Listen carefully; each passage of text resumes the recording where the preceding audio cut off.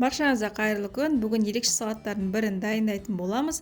Егер сіздер ащы салат жақсы көрсеңіздер, бұл салат сіздер үшін арналған острый салат по-корейски с мясом деп аталады. Ең алдымен етімізді алып, дәл видеода турап шығамыз. Барынша шұқа етіп және барынша ұзынша етіп тураймыз. Мен онда сиыр етін пайдаландым.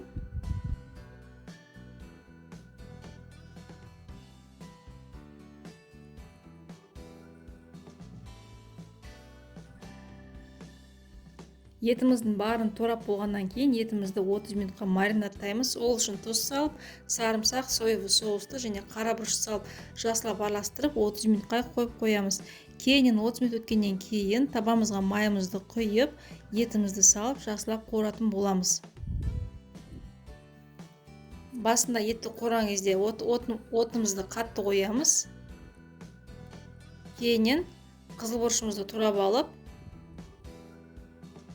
етімізге салып, тағы да соевый соус құйып, аздап араластырып жібереміз. Кейіннен етімізді бұқтырамыз. Табамыздың қақпағын жауып, етіміз жұмсарғанға дейін, яғни 20-30 минуттай бұқтырамыз. Осы кезде болгар бұрышын турап аламыз.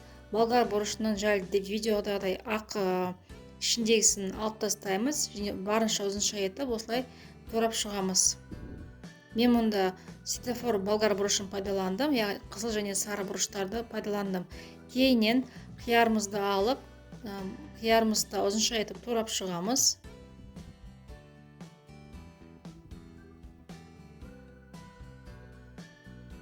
Егер де қиярларыңыздың ортасы пісіп кеткен болса, оны кесіп алып тастаңыздар.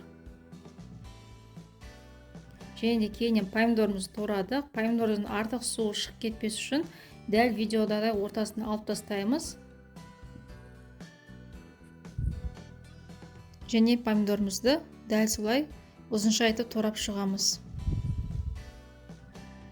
Енді етімізге кірісеміз. Егер еттің артық сөлі болып жатса, оттың астын қатты қойып, артық бар сөлдерін кетіріп, салатымыздың үстіне саламыз. Кейіннен аздап соевый соусты, дәміне қарай тұзды және рукколаны салып, жақсылап араластырамыз. Салатымыз дайын. Ыдыстарымызға сала берсек болады. Егер сіздер ащы салаттарды жақсы көрсеңіздер, бұл салат сіздер үшін арналған. Дайындап көруге кеңес беремін. Және де ең соңында әсемдік үшін бетіне күнжіт сепсеңіздер болады. Өте керемет болып шығады. Астарыңыз дәмді болсын.